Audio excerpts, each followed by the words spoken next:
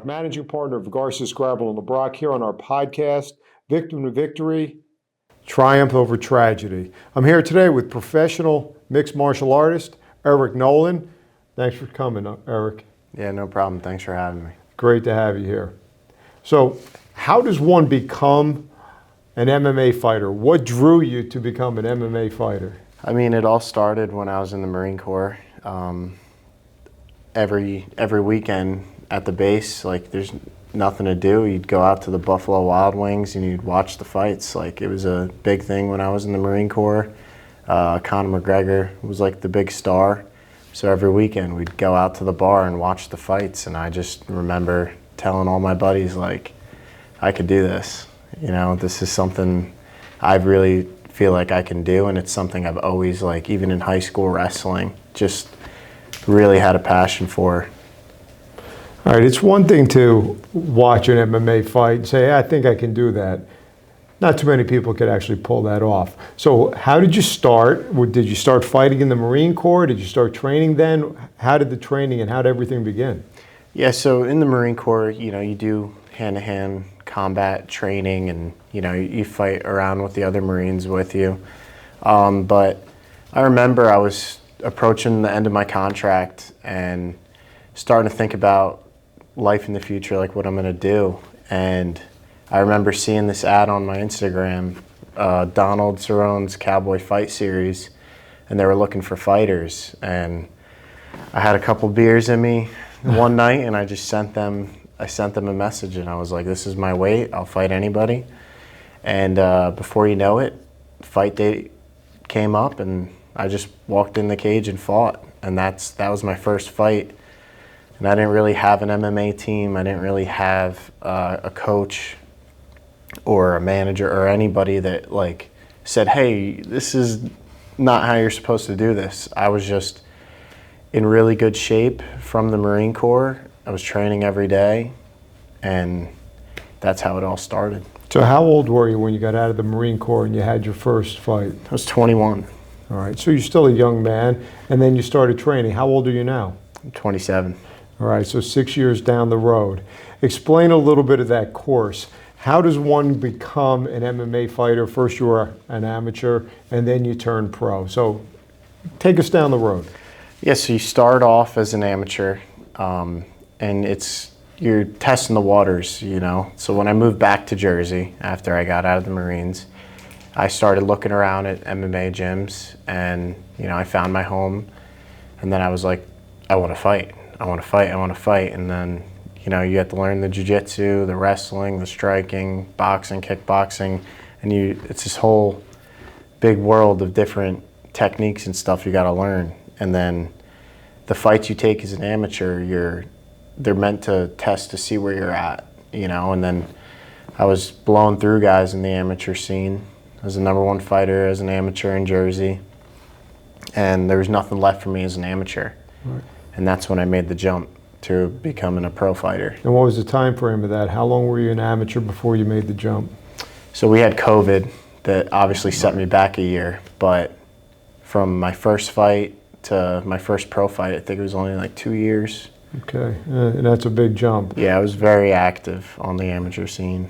Well, now, I've known you, Eric, since you were a kid, actually. You know, and I've coached your brothers in wrestling and football and baseball. You were always probably the most laid back of the three brothers. And, you know, one would never expect you to become the MMA fighter. So there must have been a hidden fury inside of you, because you were always a quiet but a tough kid, but never really expected you to get into MMA. So what made you say, man, that's what I want to do? And it couldn't have been just watching it on TV and having a couple of beers. So What was it that made you say, all right, because it's a lifestyle, man. It's complete dedication. What made you do that? I'm the older brother, you know, so I have my 2 younger brothers, my younger sisters, and I was always taught, you know, you have to defend your younger siblings, and you kind of have to guide them in a certain way. And you know our father. He was very tough on us, and you know, I feel like my athletic career as a wrestler and baseball player, football player, like, I never really never really got to show anybody what I was made of. You know, I was always super small in high school until I grew, and I had like a late growth period, and you know, I feel like I just never really got the attention as an athlete, and I wanted to start to do something on my own. That's part of it, you know, and proving people that I am tough and showing people what it means to be tough. You know, you hear a lot of people talk about being tough, Right. but it's not something, I realize now it's not something you talk about, it's just something you do. Right. Well, it takes a lot of toughness to get into a cage with another person. It's a lot of respect for you doing that. That's awesome. So, along your way, who did you look up to? Who did you try to emulate? Who did you try to follow? It's a hard one. I'd probably say my father and my stepfather. Those two both, you know, I always say I'm blessed to have two fathers. You know, they were both really impactful on my life, in my life. My stepfather was more hard on me and gave me the cold, hard truth all the time and always pushed me to be better. And my father was kind of like the nicer guy, told me when it's okay to be nice, it's okay, like the manners, stuff like that. But they were both very inspirational to me, and they kind of shaped me into the man I am today. Right. So, your father, your paternal father, when did your mom and him separate? Were they ever married? How did this come about as a kid? No, they were never married. They separated when I was probably 1. I don't even remember. I always remember my stepfather being in my life as a kid growing up. Like when you first get your memory, like he was always there too. So I never really understood it when I was younger. I thought it was kind of normal. Right. But you know, they both did a great job on raising me. It definitely had its can't think of the word for it, but struggles. Sure. And your stepfather, he was in the Army. Yes. And he was an MP in the Army too, Yep. right? So he had that military background. And I know your dad. He's a very nice guy, but he is a very straight-laced and very strict parent. Yep. So that, and then you had your dad who was the nicer guy. Yeah. And, who was always telling you, well, it's usually that's the mom's job, but that's fine. You know, you have one dad, you get good guy, bad cop, you know, good cop, bad cop type of upbringing, so that helped. All right, so now you start fighting, you get into the cage. Talk about your first fight. What was that, your first pro fight? What was that experience like? So my first pro fight was in Atlantic City at the Hard Rock, and they don't really talk about this a lot, but that's a hard arena to have your first pro fight. There's a lot of people in there, and there's a lot of big names that are also fighting on your card. You start to see a lot of people that are in the UFC that you've watched, and you're like, oh my God, like this is the next level. And when you make that walkout, and you just see the way the arena's set up in Hard Rock is, you walk out and you see everybody. Right. You know, you see everybody, and your friends are always running up to where you're walking out and like looking at you and stuff. So it's mind-boggling. It's a different feeling.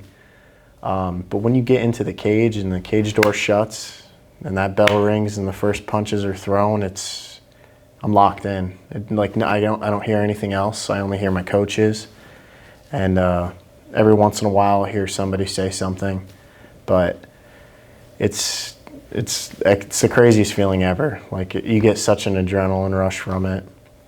You have all these different types of feelings, and you know, sometimes doubts running through your mind, and like, it's a bunch of different feelings, like all in the matter of the 15-minute fight. So what does it feel like when you're in the back room? I mean, you know you're going on in, say, 15 minutes. What's the process of getting ready for a fight, mentally and physically?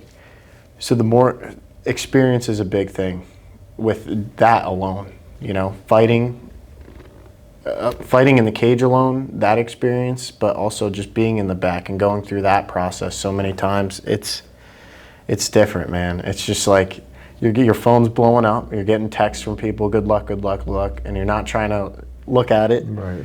But you know, you're playing your music, which is connected to your phone, so you know, sometimes you see, it's hard not to. And even when you put your phone on Do Not Disturb, And then you start thinking about who's there, your family. And you're like, oh my God, I don't want to lose in front of my family. And then you're thinking about your training, like how good did your camp go? You know, what's like all these different things just pop up in your head randomly, and then you're like trying to have the perfect warm up, and then you throw a little punch and it doesn't come out as quick, and you're like, uh-oh.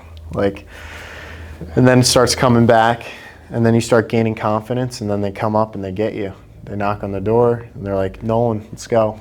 And you walk right down there, and then you're waiting while there's another fight going on. And you know, you hear it, and you hear the people going crazy, and the floor starts shaking sometimes, and it's a wild experience. And then your song comes on and you're running out. Wow. All right, so let's go through. You walk around, now you fight at 170, and you said you're walking around weights about 190. Yeah. Take us through, when do you have to start cutting weight? So, you know, recently I've been pretty active, so I haven't let my weight get that high. But, you know, now I'm not fighting for another couple months, so my weight's like up there. So I'll naturally lose like 10 pounds just just training a lot, like 2 times a day, every day, or at least 6 days a week, 2 times a day. Like I have to do it. And then I'll start slowly coming down just by eating right, hydrating right. I'll get down to like 185, 182, 181, and then, you know, the week of the fight, the weigh-ins are Thursday. So by Wednesday night, before I step into the sauna, I'm 181. And then it's just 2 to 3 hours of sauna, brutal sauna session, and you're just checking that scale after every session or every 2 sessions in the sauna, and you go from 181 to 170, and then you stumble into the car, stumble into bed, make the drive to wherever the weigh-ins are, and you know, you kind of feel like a zombie. So when you weigh in, you make weight. Have you ever missed weight? No. No. So you make your weight. How much weight do you put on before the fight? Just from hydrating. So my last fight, I weighed in at 171 on the dot. And then the morning of the fight, I checked my weight, and I was like 187. So I put on 17 pounds, and then that's probably a little more from that morning till the actual fight. More or a little less, don't really know. And that's the norm with everybody, isn't it? Oh, that's what you have to. Right. You know, I wish it wasn't like that, but it's how it is. Yeah, because if you don't, you'll be giving up 20 pounds Yeah. in the cage, which would be incredible. So you were mentioning that you train twice a day. What's a day in the life of Eric Nolan like? Depends on the day.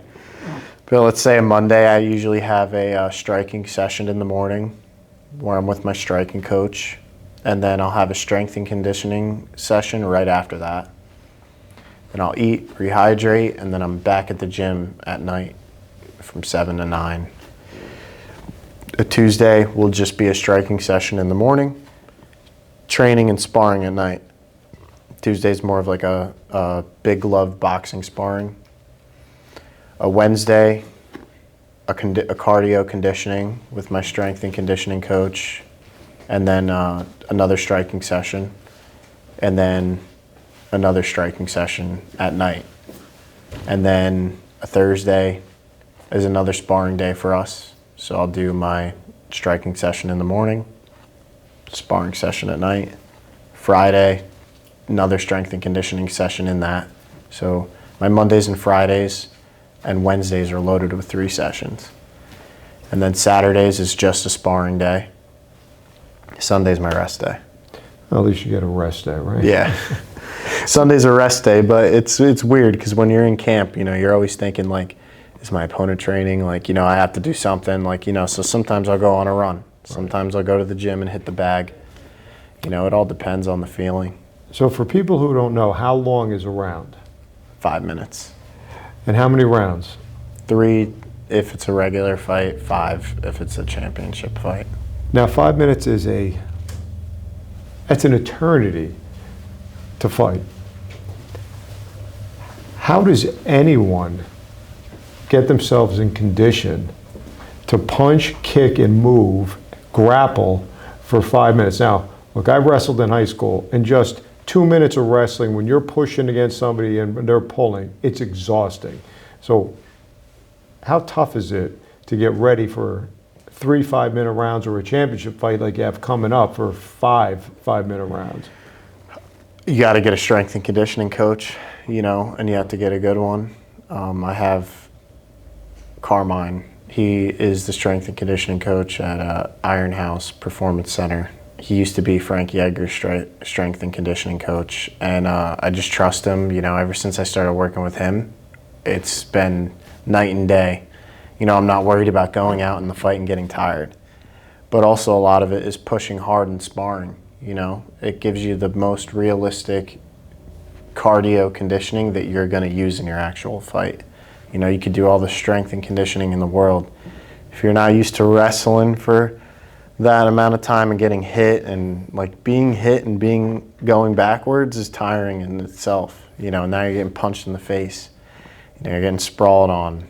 You're getting chokes locked up on you, and you got to get up and you got to keep pushing the whole time. So I would say hard sparring and having a actual strength and conditioning expert like monitor and watch what you're doing to see how you're performing and seeing what you need to do to get your cardio better or your strength better. And it's something as an amateur I knew about, and I did my own, but then I realized I need to put that trust into somebody else. Right. and then just get better from having some guidance. And I've seen you fight a couple times. It doesn't look like you get gassed in the ring. You look No. like you're in really good shape. Yeah. So now you have a championship fight coming up. Can we talk about that, when the date is? I know you don't know who the opponent is yet, but we have a date. And where is this one going to be? So it's going to be in Atlantic City. I can't give you an exact date. Okay. But it's going to be something you definitely want to tune in for and look forward to. And now the CFFC, what happens if you win this fight? What do you expect if you take the title? I'm expecting a call to the UFC. I think I mean, I'd be on a 4-fight win streak, and I have a really good strength of schedule. The last 2 guys I knocked out cold. So it's just a matter of time, you know. Winning that belt definitely puts me on, it makes me undeniable. Like, I got to get a shot. Either Dana White's Contender Series or a short notice fight or just a fight in general. Is that what you want? Yeah. You worked hard for it, 6 years. Yeah. And now you got your shot at a title. Now, as a fighter, you have a title fight coming up. Talk about the camaraderie, brotherhood, rivalry that's involved as you know in the MMA. Yeah, it's it's weird. Like, our team, we always talk about how our team is so close. Like, the team of Dante Rivera's, like, we're a very close team, and we got some big guys coming up. We're a very young team. You know, a lot of MMA teams, they have their UFC guys already, and you know the new guys come in, and you know it like builds them up. But we're a very young team, and we're all from Jersey, and we're all building from the ground up. And we started together like 5 years ago. So we're a very tight-knit team. You know, we each have different weight classes, some of us in the same, but it's the guys we have in there, like Nick Galante, Luke Fernandez, Jerry Leshy, you know, my little brother's in there. Right. The Caracapas, like, it's a very, when you're training, it's very serious, and you're constantly pushing each other, and you have to punch your friends in the face, you know, and you have to be able to, you know, leave your ego at the door and understand that sometimes you might have a bad day, you know, but you can't get all upset about it and pissy and try to hurt your teammate. You know, you have to still be a good teammate, and even though you're not having the best day or you don't have a fight lined up, you have to be there for your teammates, because as much as it's an individual sport, you really need a good team around you, and that's just not in the MMA gym like I was talking about. You need a strength and conditioning coach. Right. You need to have some good sponsors that care about you and they want to see you get to the next level. You got to have a good striking coach. You got to have a good nutritionist. You know, people that are watching what you post on social media. It really all comes together. You know, so it is an individual sport, but there is a team around you that help get you to the next level. Well, that's great. So you have a very tight-knit team. But now let's talk about rivalries or people that you just don't like that are in MMA. I know there's always a mutual respect, but is there some rivalry involved between camps? I mean, there's probably a couple. I mean, our gym doesn't really have a rivalry, you know, but I have a personal rivalry. The guy that broke my nose, Blaine Richards, he was the champion for CFFC at my weight. Right. But I think he's moving on to something else, so who knows. But there's individuals in the fight game that I definitely, you know, have some feelings towards. Right. And that's just natural. Yeah, like I want to punch him in the face, but that's what I get paid to do. Yes. So. Oh, it's a legal street fight with a hell of a lot of skill involved. Yeah. A hell of a lot of training and skill. Chris Garland, it was the voice of Rutgers athletics, voice of Rutgers football. He had a question. He wants to know what makes somebody get involved and stay in such a tough sport when there's so much pain involved. What makes you do it? That's a great question. The short answer is I don't know, but you know, it's a multitude of things. Like it's your past, it's your present, it's your future. You know, like I want eventually to, you know, build an empire around this for my family and my kids. So, and their grandkids. You know, I want to make a lot of money doing this. As part of it. You know, people that say they don't do it for the money, they're liars. And it's just, I got something to prove, you know. I don't want to be the kid from Medicine, New Jersey that almost made it, you know. I want to be the kid that made it, you know. And I think a lot of people growing up would never have thought that I was going to be a professional MMA fighter. And in some people's eyes, I've already done enough, but I want to make it to the UFC, and I want to be a champion in the UFC. And it's a lot of different things and feelings that go into it. You know, like I think back when I was in the Marine Corps and I was just like, damn, this shit's rough. This sucks. Like I gotta find, and then I chose the career path of being a martial artist. So I don't know, there's something inside me that keeps driving me to competition and driving me to do the hardest things, you know. It's what drove me to be a Marine, was the challenge. And now I got a challenge, now I have a bunch of challenges with this, so it's constantly keeping me working towards something, and it's hard. It's blood, sweat, tears. No, we can see your passion. But along the way, there's got to be a lot of doubters, a lot of people saying, what are you doing this for? Just stop. Talk about that a little bit. Yeah. So if you don't know this about me, I graduated from Monmouth University after my time in the Marine Corps. So I have a degree. I have 4 years military experience, so everybody's like, dude, you could get any job you want in law enforcement, you know, or go even try to do the FBI or something like that. Like, what are you doing? You know, why are you doing this? You're not really getting paid that great right now.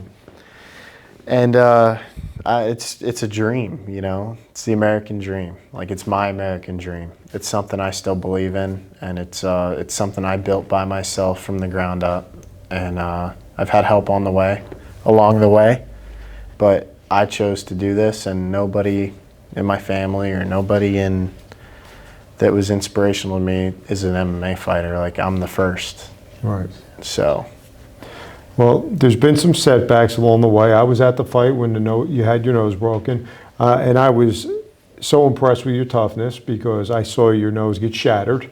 I was second row, saw the nose get shattered, and you never stopped fighting. You just kept battling through the entire fight, which made me respect you a lot, that you took it.